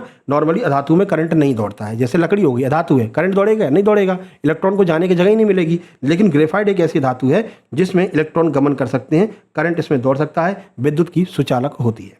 आगे बढ़िए, 58, सबसे अधिक तन यानी कि डक्टाइल धातु कौन सी है जिसके मात्र 1 ग्राम से लगभग 2 किलोमीटर लंबा तार खींचा जा सकता है? बताओ कौन सी है सबसे ज्यादा डक्टाइल, कौन सी है? सही आंसर होगा ऑप्शन नंबर डी, सोना। सोने के तुम कितने भी लंबे तार बना सकते हो, 1 ग्राम तुमने सोना ले लिया, 2 किलोमीटर लंबा पतला एकदम पतला तार बना सकते हो और 2 किलोमीटर लंबा तार बना सकते हो, समझ रहे हो। इसका सूत्र होता है सोना, यानी Au। दुनिया की सबसे अधिक तन्य धातु है, तन्यता का अर्थ है धातु को पतले तारों में खींचने की क्षमता। 1 ग्राम से 2 किलोमीटर लंबा तार बनाया जा सकता है। 59, देखो, सोडियम धातु को अत्यधिक क्रियाशील होने के कारण किस द्रव में डुबो कर रखते हैं? ये तो बहुत बार पूछा गया, आपने देखा भी होगा। तो सोडियम को केरोसिन या मिट्टी के तेल में रखा जाता है। अब तो केरोसिन मिलता ही नहीं है, गायब सा ही हो गया है, नीले कलर का होता था, अरे बहुत प्यारा लगता है। बचपन में तो भैया केरोसिन के लिए मारामारी होती थी, ठीक है ना, लोग डब्बा ले लेकर के जाते थे। अब तो बेचारा केरोसिन दिखता नहीं। हमारी बचपन की यादें हैं केरोसिन के साथ में। किस किस ने केरोसिन देखा है? आज के जो जेनजी लोग हैं ना, केरोसिन देखा ही नहीं है, केरोसिन कैसा होता है, मिट्टी का तेल कैसा होता है, अब मिलता ही नहीं है, ठीक है। सी हो जाएगा केरोसिन। सोडियम धातु में उपस्थित ऑक्सीजन और नमी जलवाष्प के साथ में बहुत तेजी से हिंसक अपक्रिया करता है और आग पकड़ लेता है। यह पानी से भी क्रिया कर लेता है, इसलिए सुरक्षित रखने के लिए केरोसिन यानी मिट्टी के तेल में इसको डुबो करके रखा जाता है। चलो 60 नंबर, धातुओं के ऑक्साइड सामान्यतः किस प्रकृति के होती है? अभी पूछा था एमपीएसआई प्री में कि धातुओं के ऑक्साइड किस प्रकृति के होते हैं, तो ये होते हैं क्षारीय प्रकृति के, ठीक है, बेस प्रकृति के ये होते हैं, बेसिक होते हैं। 61, निम्नलिखित में से कौन सी धातु उभयधर्मी ऑक्साइड बनाती है जो अम्ल और क्षार दोनों के साथ में क्रिया कर सकते हैं? यह है एल्यूमिनियम। एल्यूमिनियम उभयधर्मी ऑक्साइड बनाती है। अगला, भविष्य का ईंधन फ्यूल ऑफ फ्यूचर किसे कहा जाता है बताइए? तो फ्यूल ऑफ फ्यूचर किसे कहते हैं? इसको कहते हैं हाइड्रोजन को। हाइड्रोजन को फ्यूल ऑफ फ्यूचर भी कहा जाता है। क्यों कहते हैं? देख लो, हाइड्रोजन जिसका सूत्र H2 होता है का कैलोरी मान सबसे अधिक होता है, इसके दहन से कोई प्रदूषण नहीं होता है, केवल जलवाष्प बनती है, इसलिए इसे भविष्य का स्वच्छ ईंधन माना जाता है। 63 नंबर, जंग रस्ट का सही रासायनिक सूत्र क्या होता है बताओ? तो जंग का जो सही रासायनिक सूत्र है वो है Fe2O3 × XH2O।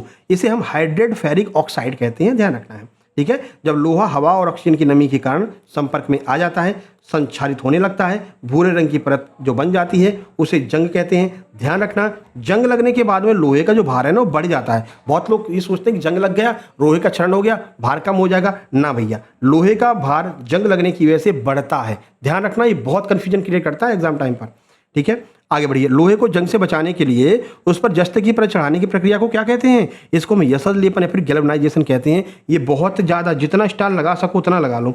अभी आपने 3 एग्जाम दिए हैं रिसेंट में, MPSI pre, MP police constable, MP आबकारी, तीनों एग्जाम में ये 2-2 3-3 बार पूछा गया है गैल्वेनाइजेशन, ठीक है। पुलिस में तो हद ही कर दी थी, हर दूसरी शिफ्ट में आ रहा है गैल्वेनाइजेशन क्या है ना। और जो ओवर ब्रिज होते हैं उनमें जो बड़ी बड़ी जो है लोहे के रॉड लगाए जाते हैं वो सिल्वर कलर के पेंट होते हैं, उस सिल्वर कलर के पेंट को क्या कहते हैं और वो ऐसा क्यों होता है? तो ये सब प्रश्न बन सकते हैं। तो जो सिल्वर कलर का पेंट किया जाता है उसको हम गैल्वेनाइजेशन कहते हैं, ध्यान रखना है आपको।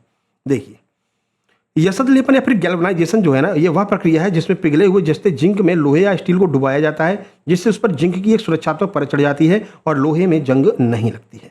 65, ब्रह्मांड में सर्वाधिक मात्रा में पाया जाने वाला तत्व कौन सा? तो यह है आपका हाइड्रोजन, जो कि लगभग 75% पाया जाता है पूरे ब्रह्मांड में, ठीक है। गैस की बात करें तो नाइट्रोजन सबसे ज़्यादा 78% पाई जाती है। पृथ्वी की भूपर्पटी में सर्वाधिक मात्रा में पाई जाने वाली धातु कौन सी है? तो यह है एल्यूमिनियम।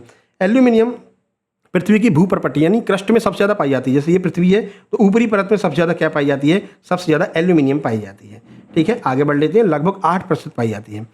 उत्कृष्ट धातुएं नोबल मेटल जैसे सोना, प्लेटिनम प्रकृति में स्वतंत्र अवस्था में क्यों पाया जाता है? आखिर ये प्रकृति में स्वतंत्र अवस्था में क्यों रहते हैं जो उत्कृष्ट धातुएं, जैसे कि सोना हो गया, प्लेटिनम हो गया? सही आंसर होगा ऑप्शन नंबर बी, क्योंकि उनकी जो रासायनिक क्रियाशीलता है ना वो बहुत कम होती है, ये दूसरे के साथ में क्रिया नहीं करते हैं, ठीक है। सोना किसी के साथ में क्रिया नहीं करेगा भाई, चांदी जो है क्रिया करके हरा रंग बना लेता है, ठीक है। और भी बहुत सारी धातुएं हैं जो मतलब कि काली पड़ जाती हैं, बहुत सारी ऐसी धातुएं, लेकिन सोना नहीं पड़ता है। क्यों? इसलिए सोना हमेशा चमकता रहता है, जो असली सोना होगा चमकता रहता है। क्यों? क्योंकि वो कभी भी रासायनिक क्रिया नहीं करते हैं, बहुत कम जो है रासायनिक क्रिया करते हैं। इसीलिए चांदी की जगह आप प्लेटिनम लोग पहनने लगे हैं, क्योंकि प्लेटिनम चमकदार बनी रहती है सालों साल तक, ठीक है। आगे बढ़ते हैं। 68, निम्नलिखित में से कौन सी अधातु का उपयोग माचिस की तीली के निर्माण में होता है? तो लाल फास्फोरस जो होता है, जैसे ये माचिस है, माचिस की तीली है, यहाँ पर आगे ऐसे लगा रहता है, वो लाल फास्फोरस होता है ना, ये लाल फास्फोरस। ऑप्शन बी आपका सही हो जाएगा, लाल फास्फोरस का यूज किया जाता है। माचिस के डिब्बे के घर्षण वाली सतह और तीली के शीर्ष पर मुख्य रूप से लाल फास्फोरस का उपयोग करते हैं। उपयोग एंटीमनी ट्राइसल्फेट और पोटेशियम क्लोराइड के साथ किया जाता है। सफेद फास्फोरस अत्यधिक ज्वलनशील और विषैला होने का इस्तेमाल में नहीं होता है। सफेद फास्फोरस तो वैसे ही जल जाता है, ठीक है ना, तो सफेद फास्फोरस का प्रयोग नहीं करते हैं, लाल फास्फोरस का प्रयोग हम करते हैं। आगे बढ़िए, चिप्स के पैकेटों में नाइट्रोजन गैस क्यों भरी जाती है? तो चिप्स के ऑक्सीकरण यानी कि विकृत गंधिता को रोकने के लिए, चिप्स ऑक्सीकृत नहीं हो जाए।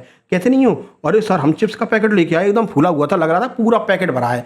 भैया वो पैकेट नहीं था, मतलब वो फूला नहीं था, उसमें चिप्स नहीं भरी थी, उसमें गैस भरी थी। कौन सी गैस? नाइट्रोजन गैस भरी थी, जिसमें उसमें थोड़ी बहुत जो चिप्स है ना, 2-4 चिप्स आपको जो उसमें भरी हुई हैं वो खराब ना हो जाए, नाइट्रोजन गैस उसमें भर दी थी। और नाइट्रोजन गैस भैया 78% पाई जाती है, कितना भी यूज कर लो खत्म ही नहीं होगी, तो पूरा का पूरा नाइट्रोजन से ही भर देते हैं, ठीक है ना।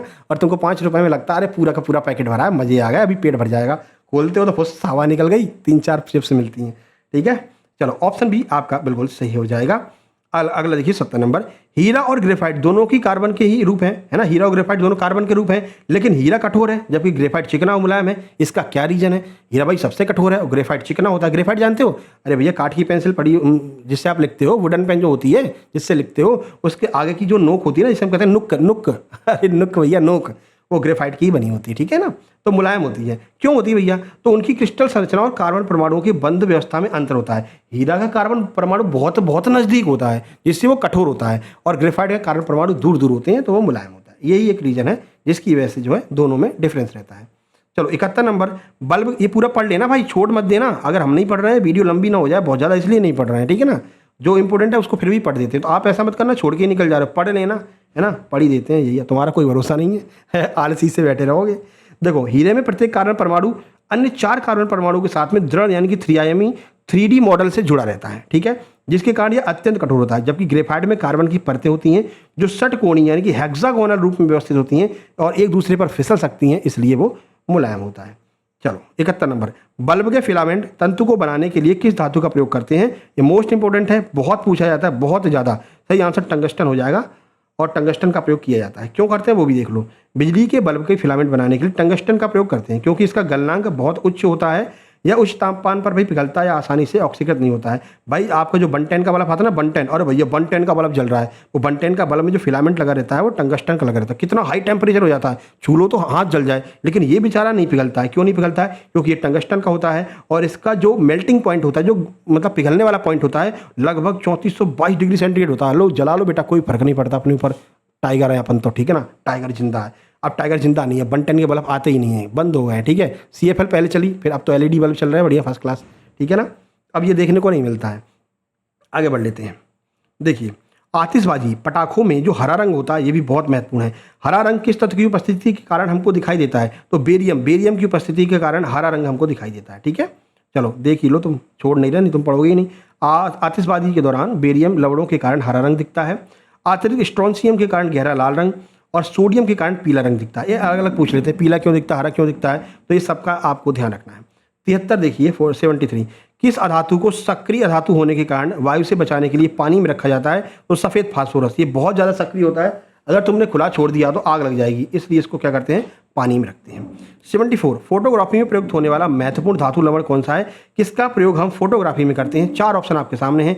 सही आंसर ऑप्शन नंबर ए हो जाएगा, सिल्वर ब्रोमाइड। सिल्वर ब्रोमाइड का प्रयोग हम फोटोग्राफी में करते हैं, ठीक है। देखिए, सिल्वर ब्रोमाइड जिसका सूत्र AgBr होता है, प्रकाश के प्रति अत्यधिक संवेदनशील होता है। प्रकाश का पड़ने पर यह सिल्वर और ब्रोमीन में टूट जाता है। इसी गुण के कारण इसका उपयोग ब्लैक एंड व्हाइट फोटोग्राफी की फिल्म बनाने में बड़े पैमाने पर किया जाता था। अरे पुराने ज़माने के कैमरा होते थे ना, रील लगती थी उसमें, रील, और तुमने अगर कैमरे को अचानक से खोल दिया तो पूरी की पूरी रील में हुई फोटो एकदम ब्लर हो जाती, खत्म हो जाती थी।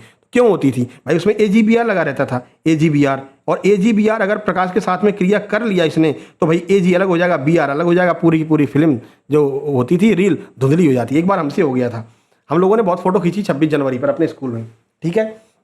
अब क्या हुआ, अब हम भैया एक्शन में थे, हमने कहा अरे सबको दिखा दो। उस टाइम पर कैमरा वो बड़ी बात होती थी ना, कैमरा हर कोई थोड़ी रख लेता था, तो हमारे घर पे था, तो हम लेके गए भैया, बढ़िया फ़ोटो खींची सबकी बढ़िया कैमरे से। सबने कहा बहुत बढ़िया बढ़िया फ़ोटो आ गई। हाँ सर, बढ़िया बढ़िया फ़ोटो आ गई, इसको धुलवाना है, रील धुलवानी पड़ेगी, ठीक है। हमने कहा कि रील जानते हो क्या होती है, ये देखो रील, और हमने फटाक से खोल दिया उसका ढक्कन ढक्कन खुल गया, एकदम ध्यान में मर गया यार, ढक्कन तो खुल गया, अब तो गड़बड़ हो गई। तुरंत हमने बंद कर दिया, ठीक है, बंद करके। लेकिन हम जब उसको धुलवाने ले गए ना, 1 मिनट, जब उसको हम धुलवाने ले गए तो भैया समस्या हो गई उसमें कुछ नहीं था, ठीक है ना, पूरा एकदम ब्लैंक हो गया था। हमने कहा यार ये तो गड़बड़ हो गया। अब मित्र लोग पूछ रहे ये और फोटो नहीं आई, फ़ोटो जो तुमने खींची थी वो कहाँ की? फ़ोटो नहीं है, फ़ोटो नहीं दिख रही यार, कहाँ है फ़ोटो? अरे यार वो यार कैमरा में पता नहीं क्या हो गया और वो रील पूरी धुंधली हो गई, ठीक है। हमने ये नहीं बताया कि हमने किया था, हमने पता नहीं दुकानदार ने क्या कर दिया, ठीक है ना। नहीं, दोस्त लोग बहुत मारते, ठीक है, कहते यार फ़ोटो हमने खिंचवाई और तुम अपना एकदम एक्शन में थे, ये लोग कैमरे की फ़ोटो और तुमने पूरा ख़राब कर दिया, हमने गड़बड़ हो गई, तो हमने बताया नहीं, ठीक है ना। तो ऐसे होते थे, ठीक है, क्योंकि वो AgBr का बना होता, जो लेप लगता था AgBr का, और AgBr प्रकाश के साथ में क्रिया करता, Ag अलग हो जाता, Br अलग हो जाता। जब ये दोनों टूट जाएंगे तो फिर वो जो फिल्म थी, वो जो रील थी, उसमें कुछ भी नहीं दिखाई देगा। अब आपको हमेशा याद रहेगा कि उसमें फोटोग्राफी में किसका प्रयोग करते हैं? AgBr का करते हैं, सर ने बताया था। जो है आपका सिल्वर ब्रोमाइड का करते हैं, प्रकाश पड़ते ही Ag अलग, Br अलग, और फिल्म धुंधली, ठीक है ना, याद रहेगा हमेशा। चलो 75 नंबर, थर्मामीटर में पारे Hg का उपयोग क्यों किया जाता है? इसका मुख्य कारण चुनिए, क्या रीजन क्या है? सही आंसर बी हो जाएगा, यह कांच से चिपकता नहीं है और इसका ऊष्मीय प्रसार एक समान होता है, इस वजह से थर्मामीटर में Hg का उपयोग किया जाता है। देखो, पारा चमकदार होता है, जिससे कांच की नली में आसानी से देखा जा सकता है, या कांच की नली की दीवारों से जो है पारा है वो कांच की नली की दीवारों से चिपकता नहीं है। तापमान बढ़ने पर इसका फैलाव बहुत अधिक होता है और इस वजह से हमको पता चलता है कि हमारा टेम्परेचर कितना ज़्यादा बढ़ा है। ठीक है, तो 75 प्रश्न आपके समाप्त होते हैं। अब हम यहाँ पर मिक्स प्रश्न करने वाले हैं, यानी कि मिश्र धातु एलॉयज पर आधारित प्रश्न करने वाले हैं। तो तैयार हो जाइए। अभी भी वीडियो को नहीं लाइक किया तो वीडियो को लाइक करके चैनल को जल्दी से सब्सक्राइब कर लीजिए। चलिए शुरुआत करते हैं आज का। देखते हैं प्रश्न नंबर 76। पहला ही प्रश्न खतरनाक, बहुत ज़्यादा महत्वपूर्ण, हर एग्जाम में पूछा जाता है। जो पीतल होता है ना, ब्रॉस, निम्नलिखित में से किन दो धातुओं का मिश्रण होता है? तो पीतल, तांबा और जस्ता का मिश्रण होता है। याद रखेंगे पिताजी, पिताजी। ठीक है, तो पी से हो गया पीतल, टी से हो गया तांबा और जे से हो गया जस्ता। ठीक है, तो पीतल जो है वो तांबा और जस्ते का मिक्सचर होता है। ध्यान रखना है आपको। कितना कितना देख लो, पीतल तांबा जिसमें 70% लगभग कॉपर होता है और जस्ता जिंक लगभग 30% होता है। इन दोनों को मिलाकर के पीतल बनाया जाता है। इसका यूज कहाँ पर करते हैं? तो बर्तन, वाद्य यंत्र और सजावटी सामान में इसका हम इस्तेमाल करते हैं। 77 नंबर, कांसा या ब्रॉन्ज बनाने के लिए तांबे में कौन सी धातु मिलाई जाती है? बताओ, तांबे में क्या मिलाते हैं जिससे कि ये कांसा बन जाता है या फिर ये ब्रॉन्ज बन जाता है? बताओ क्या मिलाते हैं। चलिए, सही आंसर आपका हो जाएगा ऑप्शन सी, टिन मिलाते हैं। इसमें क्या मिलाते हैं? टिन। तो कांसा मुख्य रूप से तांबे, कॉपर, लगभग कॉपर कितना होता है? 88% होता है, और टिन जिसका सिंबल SN होता है लगभग 12% होता है। इन दोनों का मिश्रण होता है और इसका उपयोग कहाँ पर करते हैं? तो मूर्तियाँ या फिर सिक्के और मेडल बनाने में इसका उपयोग करते हैं। ठीक है, और फर्स्ट रैंक आ गई, लगा दो मेडल, एक बढ़िया सा पहना दो। तो वो मेडल किसका बना होता है? वो मेडल जो है इसी कांसे का बनता है, और कांसे में भी क्या होता है? तो इसमें हम टिन को मिलाते हैं। ठीक है, अगला 78, फ्यूज तार बनाने के लिए किस मिश्र धातु का प्रयोग किया जाता है? मोस्ट इंपोर्टेंट है। तो फ्यूज तार बनाने के लिए हम सीसा और टिन जिसका कम गलनांक होता है। भाई देखो, टंगस्टन बताया था, उसका गलनांक बहुत ज़्यादा होता है, वो टूटता नहीं है। लेकिन फ्यूज तार क्यों कम गलनांक वाले बनाए जाते हैं? जिससे कि लाइट जैसे ही ज़्यादा हो तो फ्यूज ही उड़ जाए। अब फ्यूज उड़ जाएगा तो फ्यूज तो तुम दूसरा लगा लोगे, लेकिन तुम्हारे अगर टीवी, फ्रिज और ये सब उड़ गए तो इसको दूसरा लगाने में समस्या हो जाएगी। ठीक है ना, इसलिए क्या करते हैं, ये जो फ्यूज तार होता है ना, वो फ्यूज तार कम गलनांक के कारण हम कम गलनांक वाले सीसा और टीन वाले फ्यूज तार को हम लगाते हैं, जिससे कि उड़ जाए और हमारे बाकी के जो उपकरण हैं वो बच जाएं। तो फिर बाद में हम फ्यूज जोड़ देंगे, कोई दिक्कत नहीं है। फ्यूज में कभी भी मोटा कॉपर का तार मत लगाना, या बहुत मोटा या बहुत शक्तिशाली तार मत लगाना, नहीं तो फ्यूज नहीं उड़ेगा। फ्यूज को छोड़ करके बाकी सब उड़ जाएगा। ठीक है ना, तो ध्यान रखना। तो ऑप्शन बी देखिए, सुरक्षा जो फ्यूज होता है वो सीसा, लेड और टिन SN की मिश्र धातु सोल्डर से बना होता है। इसका गलनांक बहुत कम होता है, जिससे सर्किट में अधिक करंट बहने पर यह तुरंत पिघल करके टूट जाता है और उपकरणों की रक्षा हो जाती है। बहुत लोग ऐसे चालाक होते हैं कि फ्यूज बार बार उड़ रहा है, लाओ कॉपर का मोटा सा तार लगा देते हैं। तुमने तो लगा दिया, फ्यूज तो नहीं उड़ेगा, लेकिन बाकी लाइट तेज आ गई ना भैया, तो बाकी सब उड़ जाएगा। ठीक है, स्टेनलेस स्टील में लोहे और कार्बन के एक साथ कौन सी धातु मिलाई जाती है जिससे ये जंग रोधी बन जाती है? जो स्टेनलेस स्टील होती है, इसमें क्या मिला देते हैं? इसमें जंग नहीं लगता। स्टील की बाल्टी देखिए ना, जंग नहीं लगता। क्यों नहीं लगता? क्या मिला देते हैं बताओ लोहे में? तो लोहे में हम मिलाते हैं क्या? ऑप्शन बी, यानी क्रोमियम और निकल मिला देते हैं। क्रोमियम और निकल से मिला करके जो बनता है उसको हम स्टील कहते हैं। स्टील की बाल्टी कभी भी जंग नहीं लगती है। देखो, साधारण लोहे में आसानी से जंग लग जाती है, लेकिन जब इसमें क्रोमियम लगभग 18%, निकल लगभग 8% के साथ में थोड़ा कार्बन मिलाया जाता है तो स्टेनलेस स्टील प्राप्त होता है।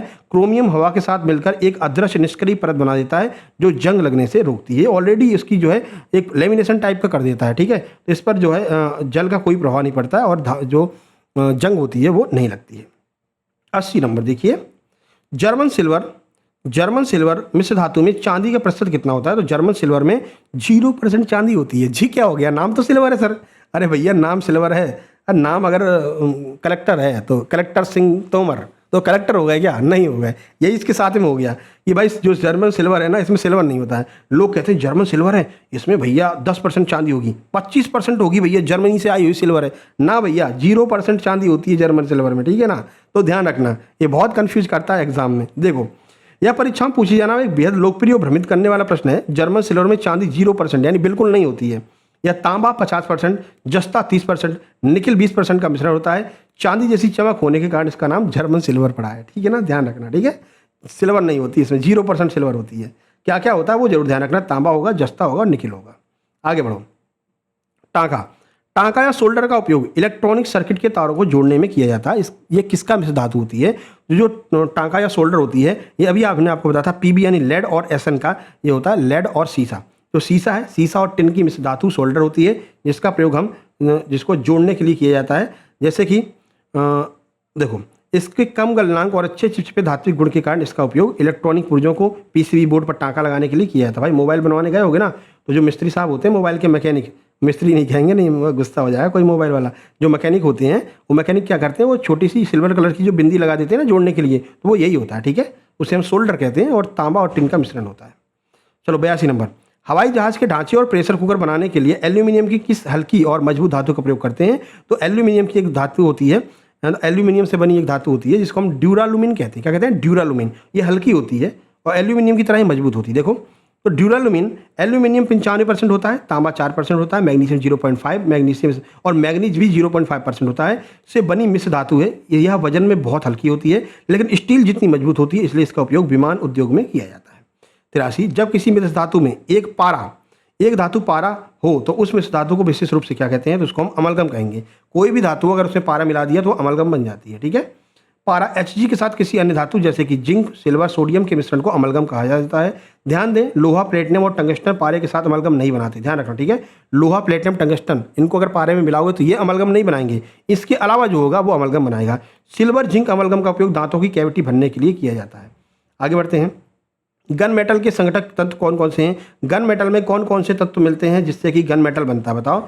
सही आंसर आपका ऑप्शन बी हो जाएगा, तांबा रहेगा। क्या क्या रहेगा? तांबा रहेगा, टिन रहेगा, जस्ता रहेगा। तीनों को मिला करके गन मेटल बनाया जाता है। यह मेटल बहुत ही ज़्यादा मजबूत होता है। इसका मुख्य रूप से तांबा होता है जो 88% होता है, टिन 10%, जस्ता 2% होता है। पुराने समय में इससे तोपें बनाई जाती थी, आजकल गियर और बेयरिंग इससे बनाए जाते हैं। अगला, शुद्ध सोना कितने कैरेट का होता है और आभूषण बनाने के लिए सामान्यतः कितने कैरेट सोने का प्रयोग करते हैं? जो शुद्ध सोना होता है ना वो 24 कैरेट का होता है, लेकिन आभूषण बनाने के लिए 22 कैरेट के सोने का प्रयोग करते हैं, क्योंकि शुद्ध सोना बहुत ज़्यादा मुलायम होता है।